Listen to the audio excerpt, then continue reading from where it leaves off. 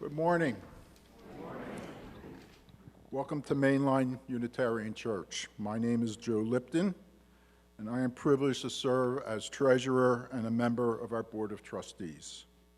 Our worship this morning will be led by our senior minister, Reverend Dr. John Morehouse, our director of lifespan religious education, Dawn Star Saraz Borchelt. Paul Costa is our worship associate, and music provided by Danton Arlato. We are Unitarian Universalists. Our denomination was formed by the merger of Unitarianism, which holds that God is one, and Universalism, which tells us that whatever our ultimate destiny may be, we will share in it equally. Today we come together to support our shared and individual quests, but also a purpose in life and to bring more compassion, justice, and responsible stewardship to our world. Regardless of where you are on your religious journey, you are welcome here. Regardless of the color of your skin, the country of your birth, you are welcome here. Regardless of how you identify or who you love, you are welcome here. And regardless of how much money you have or your political affiliation, you are welcome here. I'd like to extend an especially warm welcome to those of you brave enough to visit us. That was from my Halloween spiel. We're delighted that you're here and hope that you find your time with us well spent. After the service, we encourage visitors to join us for coffee and tea in the fireside room across the hall.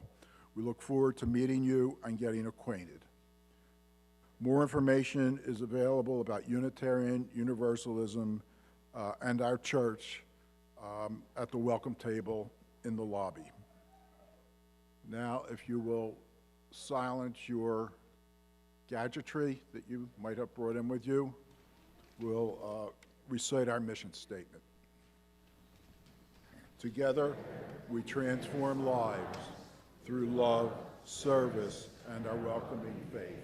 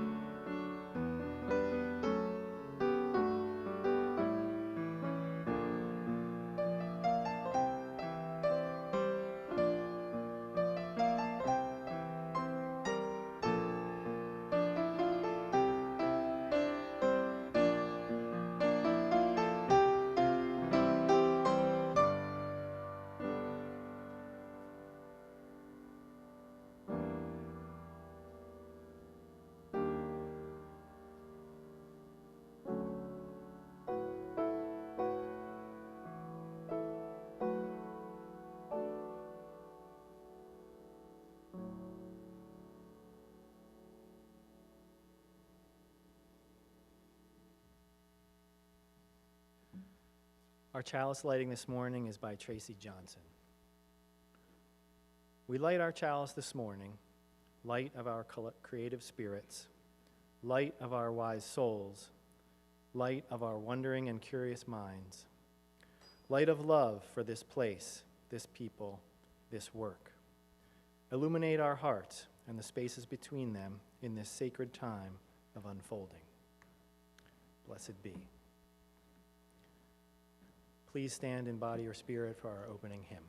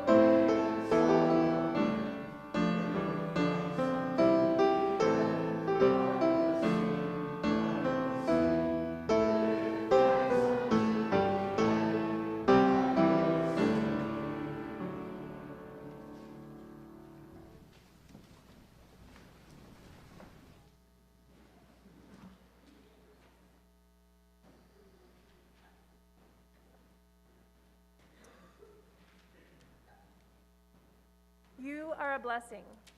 You are beautiful just as you are. You are loved, and you love. You make mistakes, and it's okay to make mistakes, because that's how you learn. You dream, you dance, you breathe the air. You feel the sun's warmth and admire the cool moon. You touch the earth that connects us all. She is a blessing. She is beautiful just as she is. She is loved and she loves. She makes mistakes, and it's okay to make mistakes because that's how she learns. She dreams, she dances, she breathes the air, she feels the sun's warmth and admires the cool moon. She touches the earth that connects us all. They are a blessing. They are beautiful just as they are. They are loved and they love. They make mistakes, and it's okay to make mistakes because that's how they learn. They dream, they dance, they breathe the air, they feel the sun's warmth and admire the cool moon. They touch the earth that connects us all. Everyone is a blessing. Everyone is beautiful just as they are.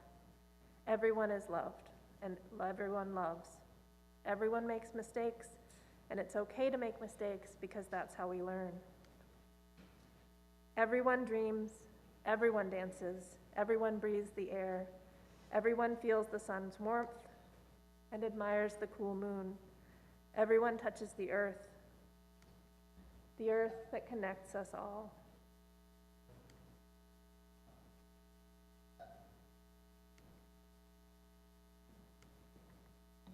Spread loving kindness wherever you go.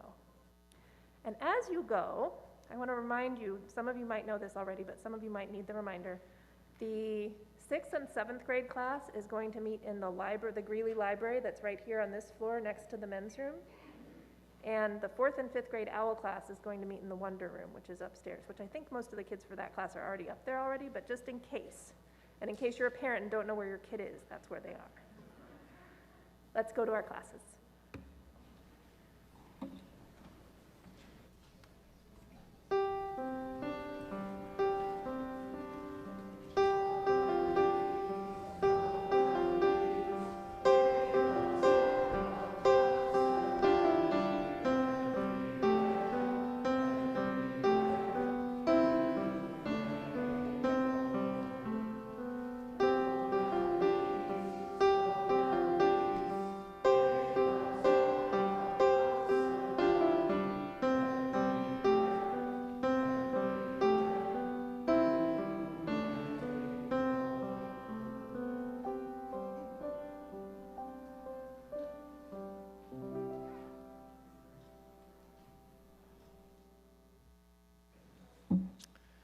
Our offering outreach partner for the month of January is Upper Marion Area Community Cupboard, or UMAC.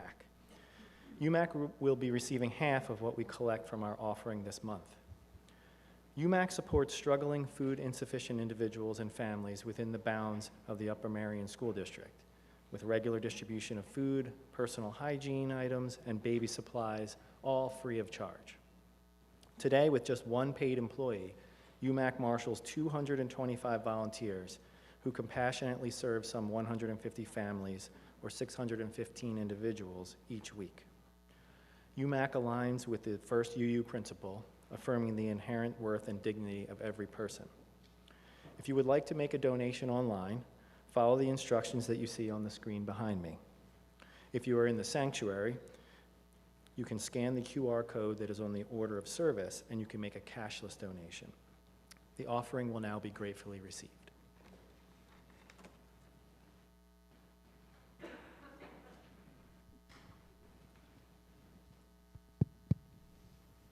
Good morning.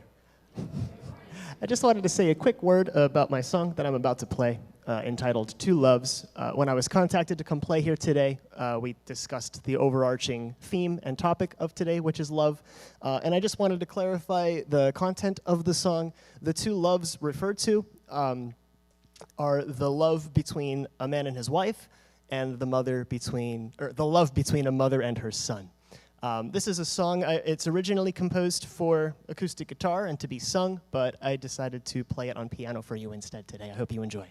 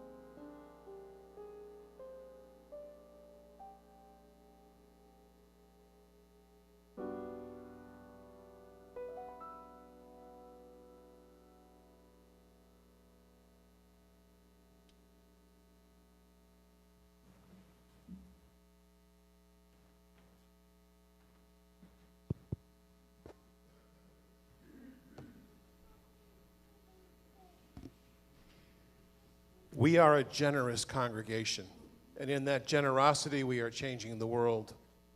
Generosity also begets a gratitude for the gifts we are able to share, and so I invite you now, as we bless this offering, into the affirmation of gratitude. Let us be grateful when we are able to give, for many do not have that privilege. Let us be grateful for all those who share their gifts, for we are enriched by their giving.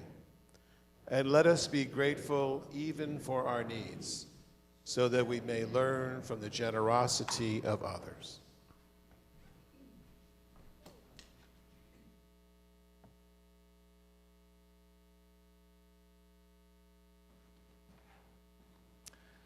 Candles of Community is MLUC's ritual of personal sharing and support in a trusted and safe environment.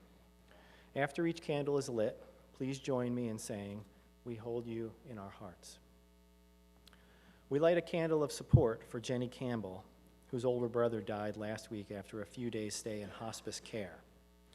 Jenny will always remember him sneaking her Twinkies when she had trouble falling asleep. It cured her insomnia every time. For Jenny, who remembers her brother as an incredible guy, we hold you in our hearts. Ann Miller asks us to light a candle of concern. This past week, an apparently troubled person called in a bomb threat to the Dunwoody Village Care Center.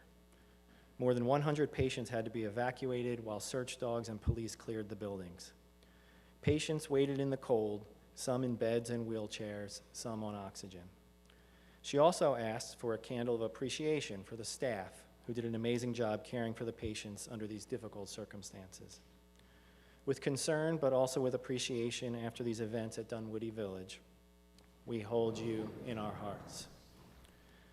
Barbara Welsh asks us to light 2 candles of joy. First, this past week, her daughter-in-law, Bessie Dewar, was confirmed as the newest Associate Justice of the Massachusetts Supreme Judicial Court.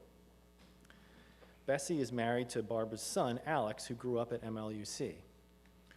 Second, Barbara shares that it is her 80th birthday next week, and that her younger son, Teddy, and his family were planning to be with us here today. Are you here today? Oh, okay. For Barbara and her family, we hold you in our hearts.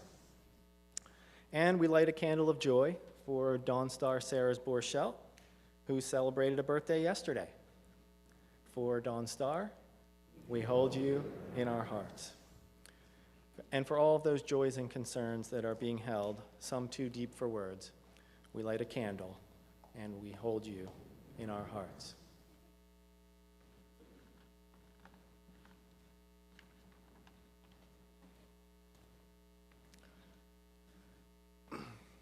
This week's reflective reading is by Cindy Terlazzo. It's called With Love as My Guide. Amidst the swirl of life's challenges, fears, and even moments of crisis, I make time to gaze at the night sky, to see the vastness there, and to remember that this moment in time is but a flicker, not an inconsequential flicker, for what I do and think now does matter. My work, though, is to let the debris of this world pass by while I anchor myself to what I know is true: love, kindness, compassion, and caring for this precious life, this precious planet, and all that calls this place home. This is my North Star. With love as my guide, how can I possibly go wrong?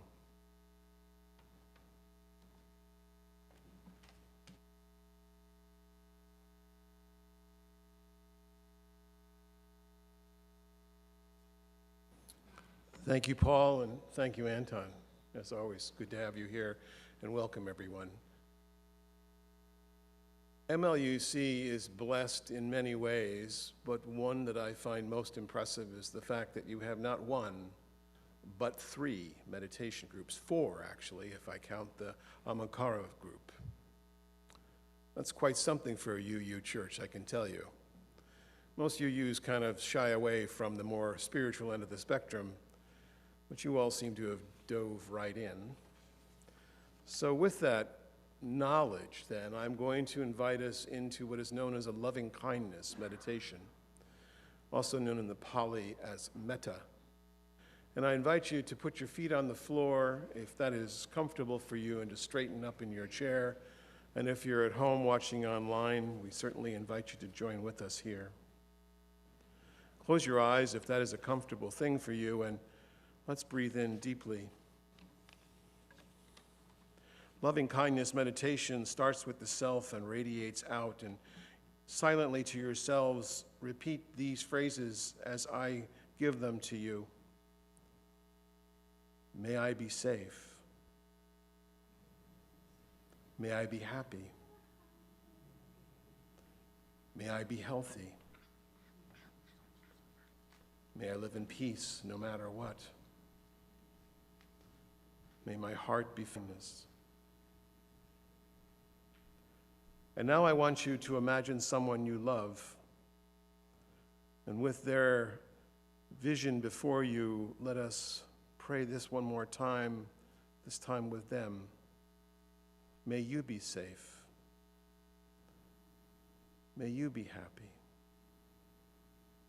May you be healthy. May you live in peace no matter what. May your heart be filled with loving kindness. Now I would ask you to imagine someone perhaps you have just seen today or yesterday or the day before, a clerk in the store, or someone in the day before, a clerk in the store, or someone in transaction of daily business. And with their image in mind, let us repeat again, may you be safe. May you be happy. May you be healthy. May you live in peace no matter what. May your heart be filled with loving kindness.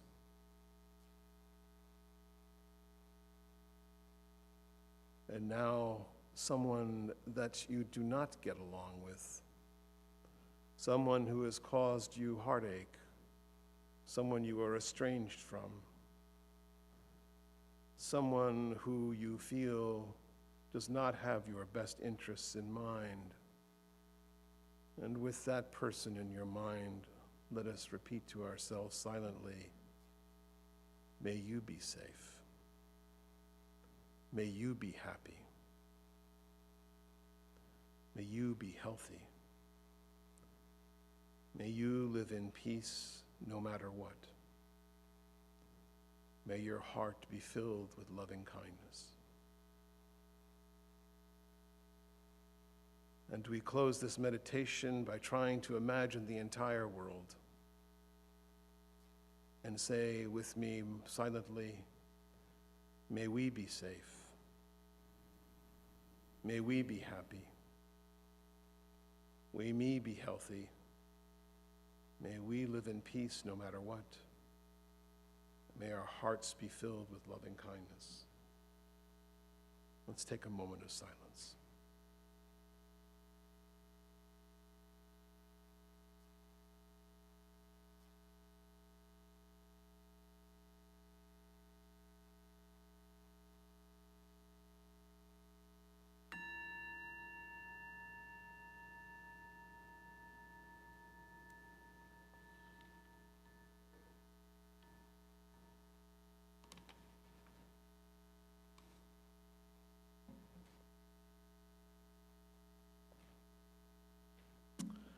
Like so many people in their 20s, I was wandering, trying to find myself, wondering what I was supposed to be doing here.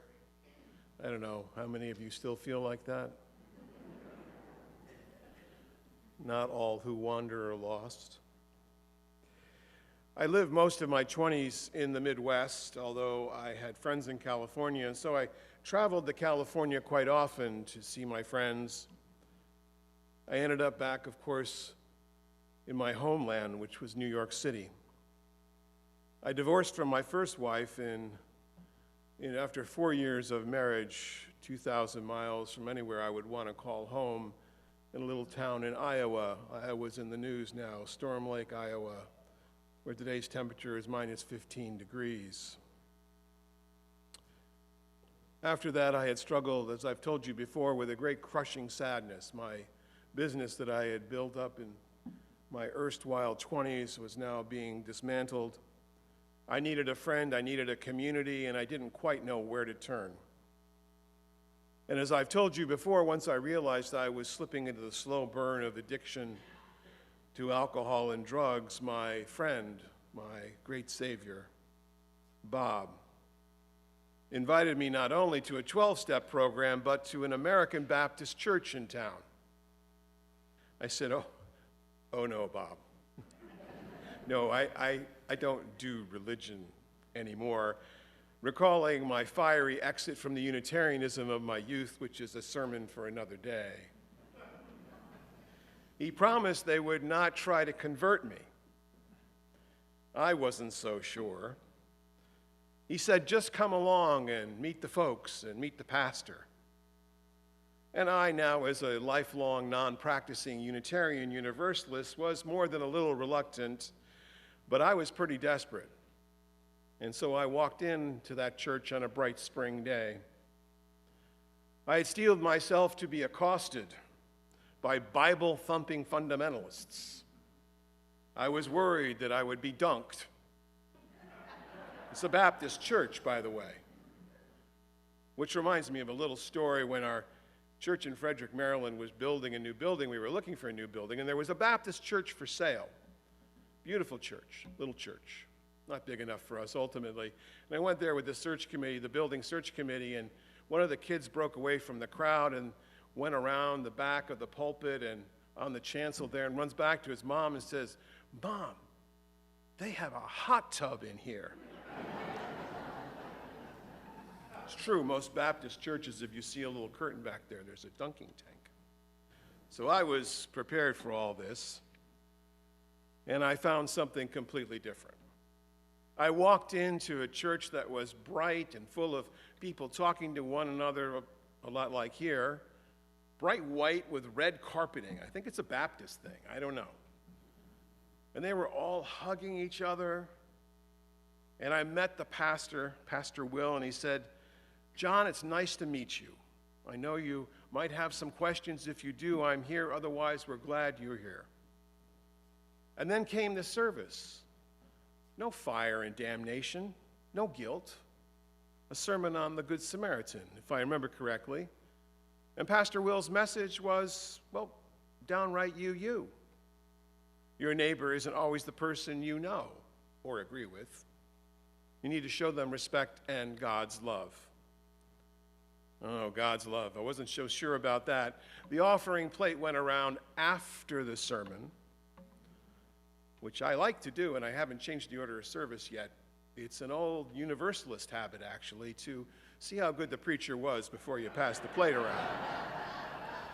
Unitarians like to get it up front, you know. Get it out of the way.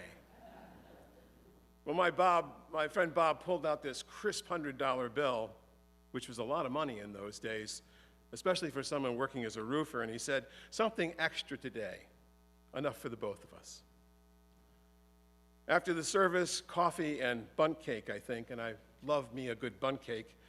There were sandwiches for the homeless, and they could come regardless if they come to the service or not.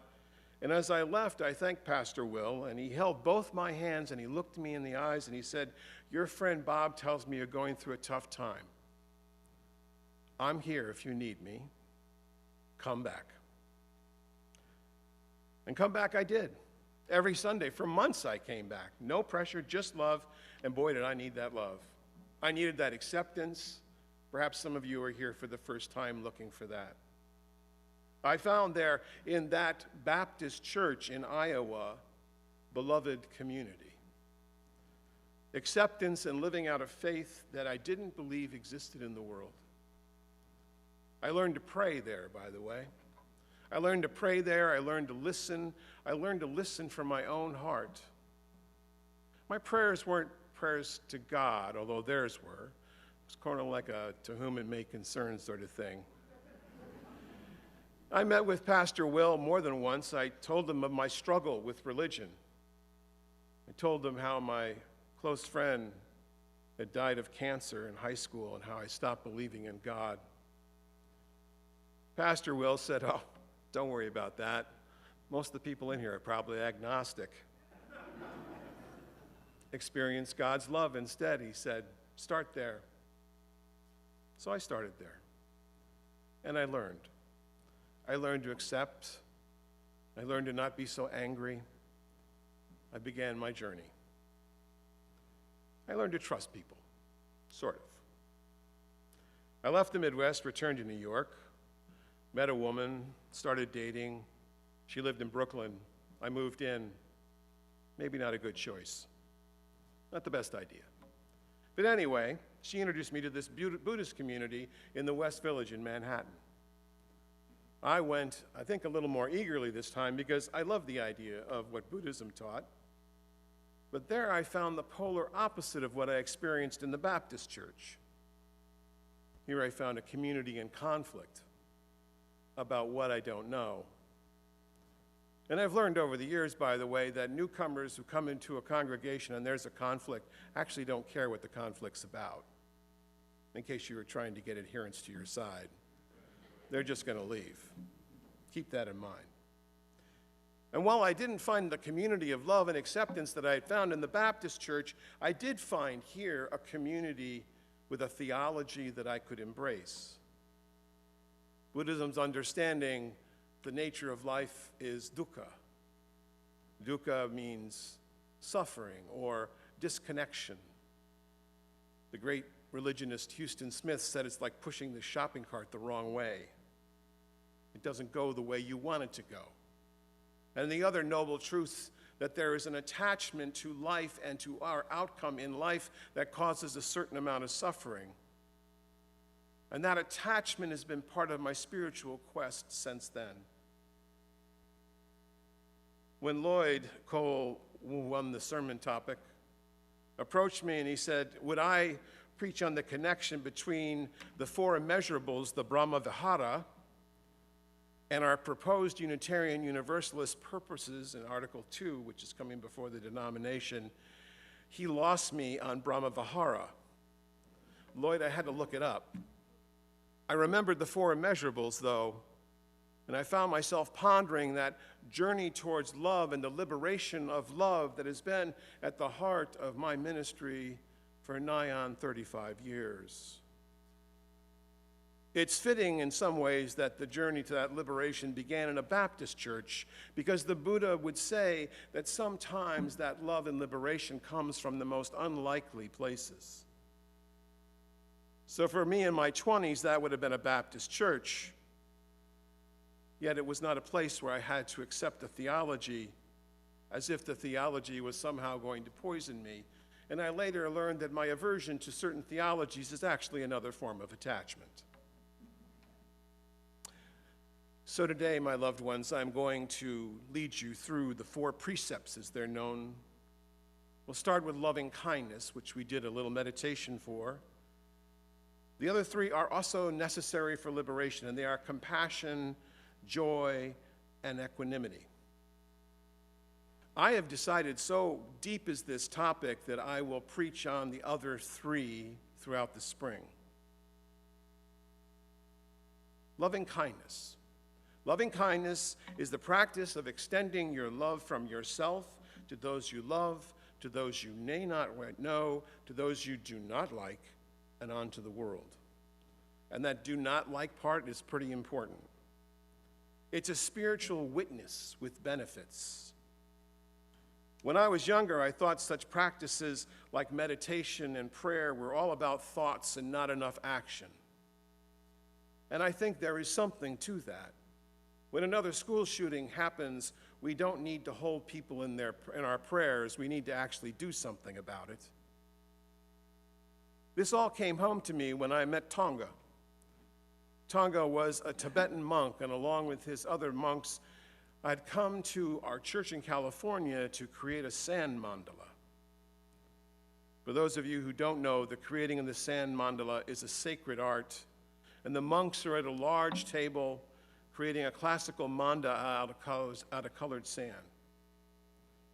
At the end of the week, there's a worship service. The worship service in which we invited the entire community. It was standing room only. The monks paid homage to the Buddha and to the Dalai Lama, and in an act of non-attachment, they swept the mandala away. And they put all that colored sand in these little baggies, and then they distributed them to children first. They made sure the children were on the floor right in front of the mandala, and then to the elderly, and then everybody else. And Tonga was quite insistent on that order.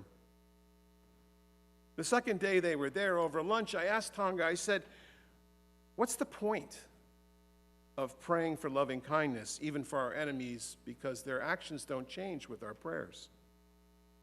And he smiled at me and he said, it's not changing them directly. He said, it's about impermanence and the fact that we need to sit in this period of time to make sure that we are sending as much loving kindness into the world. And that practicing loving kindness, starting with yourself, and then others, and finally your enemies, changes the world. He said that when you send loving kindness to those you don't know, or even those who do harm, you are actually creating an energy field. Now he really had my attention. I'm all about the force, you know. And I really understood at that point that what he was talking about was that our energy that goes out actually does something to the world. Will it change the world? Maybe not. I realized also that this is what the Christians called bearing witness, paying respect to those who are suffering so that you can impact the outcome in some way. I learned this technique when I would go to city council's meetings in Los Angeles to be present when the city council was voting on a resolution that would affect marginalized people. I realized that just my being in the room as a privileged cisgendered white man actually made a difference. They notice that when they're sitting around that council bench. They know I'm watching. We're all watching. Tonga told me that our own Martin Luther King Jr., whose birthday we celebrate tomorrow, practiced a form of loving kindness in his practice of nonviolent action. Loving kindness is rooted in loving others as yourself when you pay attention, and this is important, when you pay attention to other people and you remove your indifference. As the great Jewish theologian Martin Buber said, it's treating those you really don't know as thous instead of its. I think about this all the time now when I transact something with anyone in any community. And I don't always do it, but I try to remember to look into their eyes and say thank you. Sometimes they're quite startled. Sometimes they're uncomfortable. Most of the time, I'm uncomfortable. But this is how we can become more connected, by seeing the other person for who they actually are. And in doing that, we liberate ourselves from seeing the world only about us, only about poor little old me. When you begin to do that and do it over and over again as a practice, you will find that you are able to let go of some of the heartbreak that is holding you. Loving kindness is also the antidote to what I consider to be our greatest personal demons, and I would think it's everyone in this room, and that is fear. Fear keeps us back from seeing ourselves as lovable and worthy, particularly those we do not know we are afraid of. When we are afraid of them, we are perpetuating this negative attachment. You will not change other people necessarily by practicing loving kindness, but you will change yourself. And by the way, that's the purpose of prayer. People have said, well, I don't want to pray, because you think it's submission to some great God somewhere. It's not about that at all. It's about changing your own heart. Fear is a great demon because it holds us from doing the best we can with ourselves. As Rumi said, fear is the cheapest room in the house. I wish for you better accommodations. Closely related to this is the second immeasurable, which is compassion. if practicing loving kindness liberates us from fear in a positive way, compassion comes at this more directly, deals with the negativity. When the war in Gaza between the Israelis and Hamas began, I heard from some of you here, that I should preach on one side or the other. I have many Jewish rabbi friends who I've had conversations with in the last several months, and they think that we should be talking about this from UU pulpits. But I hold that concern and respect for each position means that there is enough pain to go around for everyone, and that compassion for both sides is important.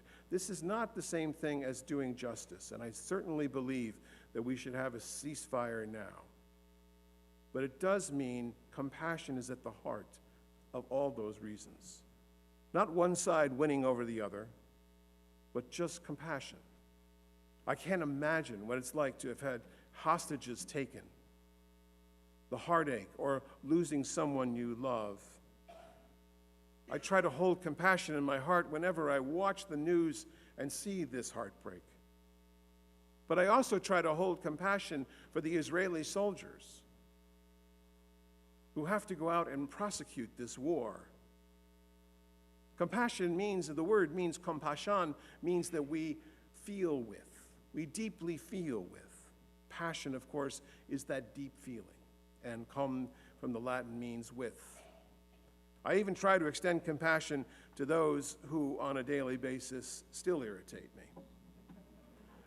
It's quite a practice to see that list diminish. The third immeasurable is joy. Joy.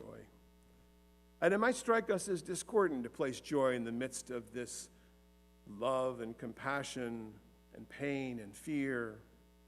But joy is what we are practicing it all for. I mean, really, I'm just saying, if you're not practicing it for some joy in your life, then maybe we're in the wrong place. I love what the essayist Ross Gay said in his little book, Book of Delights. He said, "Joy is mostly invisible. It's the underground union between us, you and me, which is, among other things, the great fact of our life and the lives of everyone. If we sink a spoon into the duff between us, we will find it teeming with joy. It will look like the nerves in our body. Perhaps we first see sorrow, but when we find joy, we see union. And once we notice it, we bring it into the light, and it becomes flour and food for all of us." Joy is the antidote to struggle, the meaning of being alive. And I have to say, I am so proud of this congregation for how you live into your joy, most of you. I mean, children dancing on the chancel, the rest of us dancing in the aisles. As you use, we hail from Puritan roots, historically. We don't talk about that very much. As Mencken once said, Puritanism is the sneaking suspicion that somewhere, someone is having fun. I think we're beginning to shed that as the generations go on, but I think joy could be the assent that the world is good. The final immeasurable is equanimity. Equanimity. It's a complicated idea in some ways, and it sort of surrounds this other being of loving kindness and compassion and joy. Equanimity is understanding what you can change and what you can't change. As the great Buddhist teacher Sharon Salzberg once said, sometimes life just sucks. That's a Buddhist concept. But I find it most poignantly expressed in the Serenity Prayer. And I would invite you to say it with me. It's good for your soul. Here we go. God, grant me the serenity to accept the things I cannot change, the courage to change the things I can, and the wisdom to know the difference. Thank you. Much more to say on this later, but I would say that our transformation, as we are beginning here is a transformation of love, realizing that there are limits to who we are, but there are also great potentials. I would say that the Buddha understood that we need to look beyond what we have in our heart to something greater. When asked what the past looks like, the Buddha said, look to your present. And when asked what the future looks like, the Buddha said, look to your present. The present is all there is. I used to believe I could change the world. When that didn't happen, I used to believe I could change my congregations. Yeah, okay, that didn't happen. So then I thought I could change my family. You can imagine how well that went over. Finally, you realize you can change yourself. My understanding now is that the wisdom in Buddhism and in the loving kindness practice is that we are here to change ourselves and therefore change the world. What does this have to do with Unitarian Universalism, all this loving kindness talk? Friends, we're considering adding to our principles a mission statement in our UUA bylaws. It reads, as Unitarian Universalists, we covenant congregation to congregation and throughout our association to support and assist each other in our ministries. We draw from the heritage of reason, freedom, hope, and courage, and we build it all on the foundation of love. Love is the power that holds us together. It is at the center of our shared values. We are accountable to one another for doing this work, and these shared values are rooted in the spiritual discipline of love. Love is at the center of our values. There's a slide with this? The one with the, there it is. It's best to show it to you because I try to explain this to people and they don't get it. But I love this idea that interdependence and justice and equity and transformation and generosity and pluralism, which are all our shared values as you use, is rooted in love. It is a concentric, fluid spiral. What does this mean for our ministry together?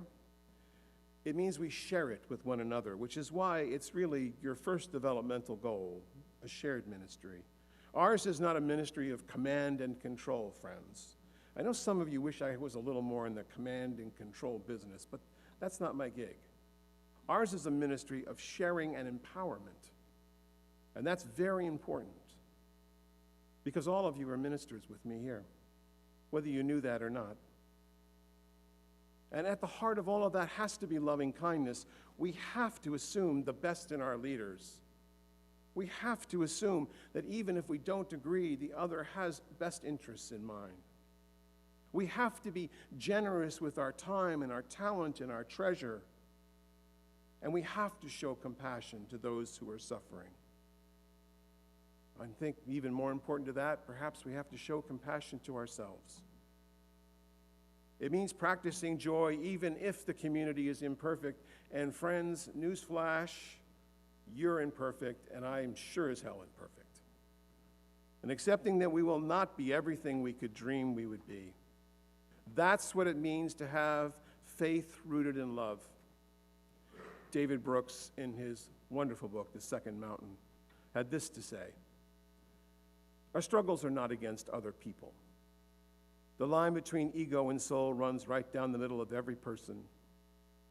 Relationships are inherently sticky and inefficient. Most of us slip back into self-absorption, succumb to the hunger for status, and have to recognize that and dive back into love. It's not about forces of good conquering the forces of evil, although we might wish it were so. It's always a competition between partial truths. It's always balancing the tensions and trying to live life in a graceful balance. That is what it means to live with loving kindness as your foundation. And that's what it means when you grasp that, to be liberated by love. I laugh now, these many years later, that I found my love for community with the Baptists and my love for the religious life with the Buddhists, but it took me an entire lifetime to put them together into serving Unitarian, Universalist congregations, into serving you. That's where the love is. All here in this congregation, the congregation in this room, the folks online, the folks who sometimes don't come, but know that this place is here and it is changing lives, and that, friends, is why we are here. That is why we have transforming love in our mission statement. I am really glad I'm here, and I think I am earning my way to calling you my beloveds, even if that makes some of you a little uncomfortable. But I think we all need to get to the loving, don't we? Let's get going. Amen.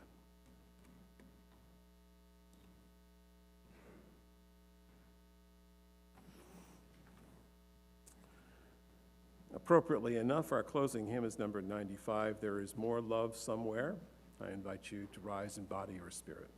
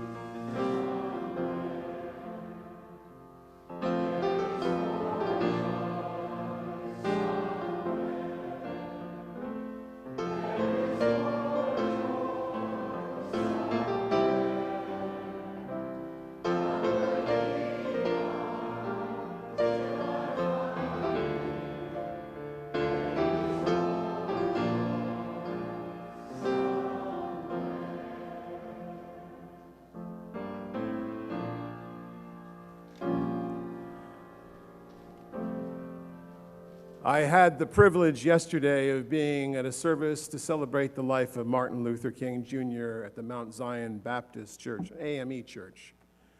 Got my share of holy rollerness there. But I want to share with you a prayer. Dear God, Spirit of justice that befriends us all and draws us together in joy and love, as we gather to remember Dr. King, may we also remember the free love and the freedom that was at the heart of his life and his message, imperfect as it was. Help us make that work our work. May we continue to speak out against injustice, to speak out even when we are afraid, and to show loving kindness to those who need it most. May love be the love that binds us together now and forever. Please remain seated for the postlude. Thank you.